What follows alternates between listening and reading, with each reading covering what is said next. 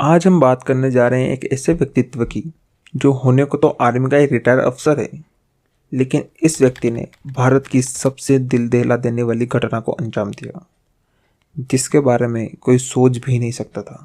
आज हम बात कर रहे हैं उड़ीसा के भुवनेश्वर में पल्ली इलाके में रहने वाले एक रिटायर्ड कर्नल अपनी पत्नी के साथ एक घर में रहते थे जिनका नाम सोमनाथ परिडा और पत्नी उषा श्री थी। सोमनाथ सेना में डॉक्टर के पद पे था जो कि अब रिटायर्ड हो चुका था। कोई यह सोच भी नहीं सकता था कि आर्मी का रिटायर्ड एक अफसर इतनी खौफनाक घटना को अंजाम दे सकता है जो कि पूरे भारत को हिला के रख देगा, लेकिन ऐसा हुआ। सोमनाथ के घर में सिर्फ सोमनाथ और उसकी पत्नी उषा श्री दोनों ही रहा करते थे। शादी के बाद दोनों के 2 बच्चे हुए।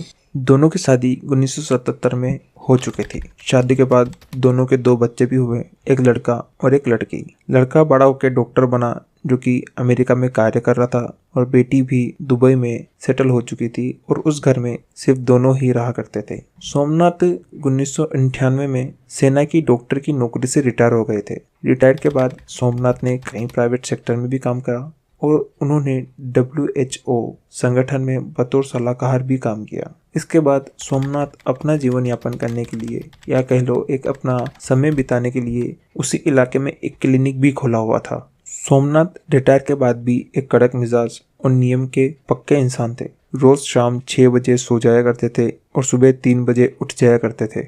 वह ज्यादा किसी से बात भी नहीं किया करते थे। ज्यादा सोशल होना उन्हें पसंद नहीं था। लोगों के कहने के मुताबिक वह हमेशा अजीब ही रहा करते थे। उनका बर्ताव सभी लोगों से थोड़ा अजीब ही था। वह छोटी छोटी बातों पर लड़ जाया करते थे, जैसे घर के सामने कार खड़ी कर देने पे या मंदिर की घंटी जोर से बज रही है उस पे। बच्चे अगर मोहल्ले में ज्यादा शोर कर रहे हैं उससे अक्सर उनका झगड़ा आस पड़ोस में किसी न किसी से हो जाया करता था। उनके घर में भी अक्सर पति पत्नी के बीच झगड़ा चलता रहता था, लेकिन दोनों का जीवन चल रहा था। दोनों बच्चे भी कभी अपने पापा से ज्यादा बात नहीं किया करते थे, उनके कड़क स्वभाव और अजीब बर्ताव की वजह से। वह फोन पर भी बात किया करते थे तो सिर्फ अपनी माँ से। लगभग रोज दोनों बच्चों की बात अपनी माँ से हो जाया करती थी। अभी तक सब ठीक चल रहा था। फिर दिन आता है जून 2013 को। सोमनाथ का बेटा अपनी माँ को फोन लगाता है, लेकिन उसकी माँ का फोन स्विच ऑफ आता है। फिर वह कुछ टाइम बाद कोशिश करता है, तब भी उसकी माँ का फोन स्विच ऑफ ही आता है। उसे लगता है कि उसकी माँ काम से कहीं बाहर गई होगी या फिर किसी काम में उलझी होगी। फिर वह अगले दिन फोन लगाता है, लेकिन तब भी फोन स्विच ऑफ ही आता है। कुछ दिनों तक यह सिलसिला चलता रहता है, लेकिन फोन स्विच ऑफ आता है। ऐसा करते करते 2 सप्ताह बीत जाते हैं। अब बेटे को घबराहट होने लगती है क्योंकि उसकी माँ का फोन इतने दिनों तक कभी बंद नहीं रहा। तो वह आखिर में कोई रास्ता नहीं पाते हुए अपने पिता को ही फोन करता है और उनसे पूछता है माँ कहाँ है। माँ के बारे में पूछने पर सोमनाथ जवाब में बोलता है, तुम्हारी माँ तुम्हारी बहन के पास दुबई गई हुई है। यह सुनकर बेटा फोन कट कर देता है और दुबई अपनी बहन को फोन लगाता है। इसके बाद जब वह अपनी बहन को फोन लगाता है और उससे अपनी माँ के बारे में पूछता है कि माँ तुम्हारे पास आई है, तो वह मना कर देती है कि मैं खुद उनसे काफ़ी दिनों से बात करने की कोशिश कर रही हूँ, लेकिन नहीं कर पा रही। उनका फ़ोन स्विच ऑफ आ रहा है। यह सुनकर बेटा फ़ोन कट कर देता है और घबरा उठता है। उसे बड़ी घटना का अंदेशा होने लगता है, तो वह अपने मामा को फ़ोन लगाता है जो कि वहीं भुवनेश्वर में रहते थे और उन्हें बोलता है कि आप घर जाकर देखो क्या माँ ठीक है।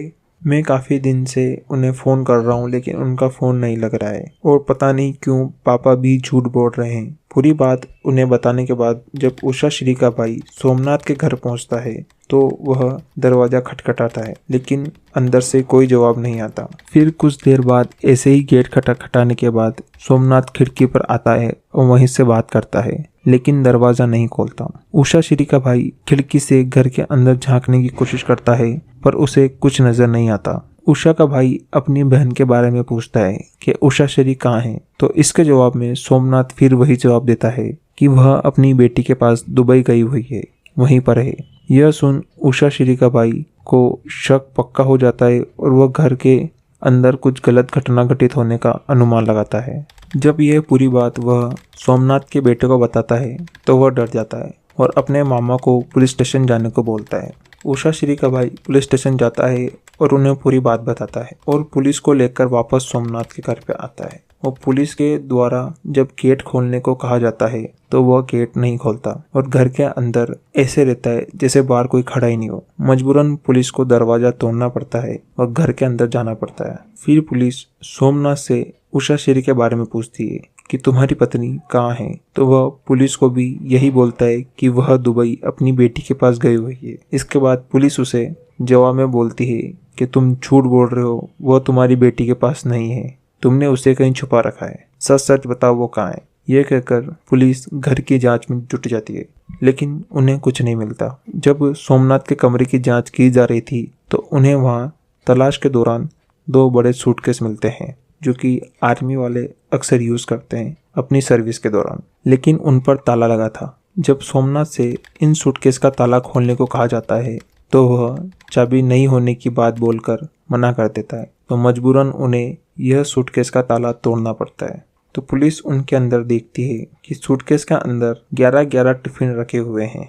तो पुलिस को शक हुआ कि कोई भला टिफिन सूटकेस के अंदर ताला लगाकर क्यों रखेगा। फिर जब एक पुलिस के द्वारा पहले टिफिन को खोला जाता है तो सभी पुलिस वाले दहल जाते हैं। उनकी आंखों के सामने ऐसा नजारा था जो शायद उन्होंने इससे पहले अपनी सर्विस में नहीं देखा होगा। सारे पुलिस वाले घबरा जाते हैं क्योंकि उस टिफिन के अंदर इंसानी मांस के टुकड़े रखे हुए थे।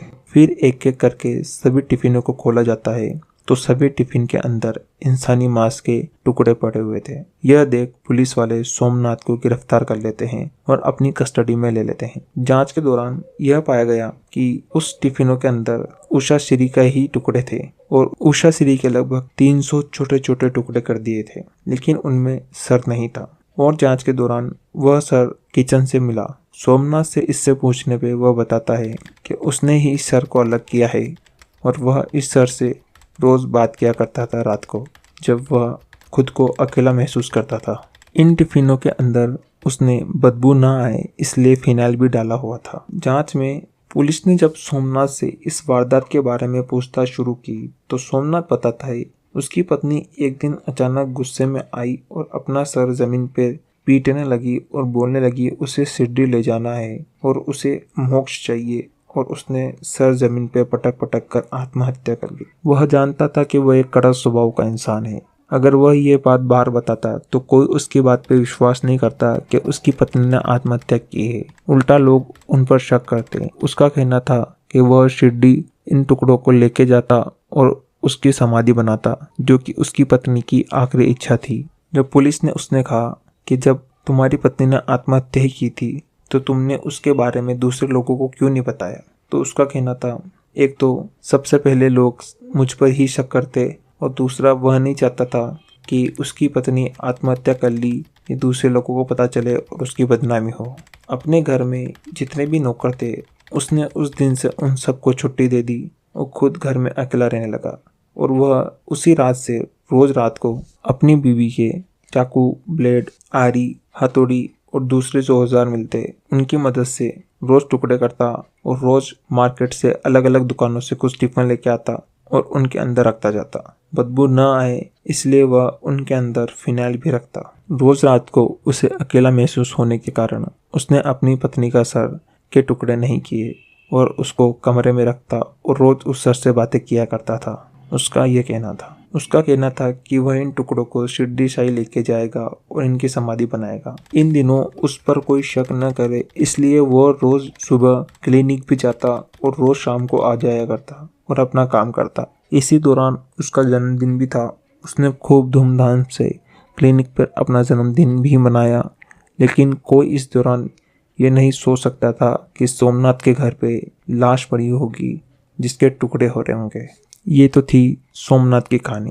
लेकिन जब उषा श्री के सर की जांच की गई तो उसमें पाया कि सिर के ऊपर किसी भारी चीज से वार किया गया था, जिसकी वजह से उषा श्री की मृत्यु हो गई थी। पुलिस का अनुमान था कि किसी रोज सोमनाथ और उसकी पत्नी उषा श्री का झगड़ा हुआ और गुस्से में सोमनाथ ने उषा श्री के सर पर किसी भारी चीज से वार किया, जिसकी वजह से उसकी मौत हो गई। और गुनाह से बचने के लिए उसने अपनी पत्नी के छोटे टुकड़े किए और इन सबूतों को जल्दी मिटा देता, लेकिन उससे पहले पकड़ा गया।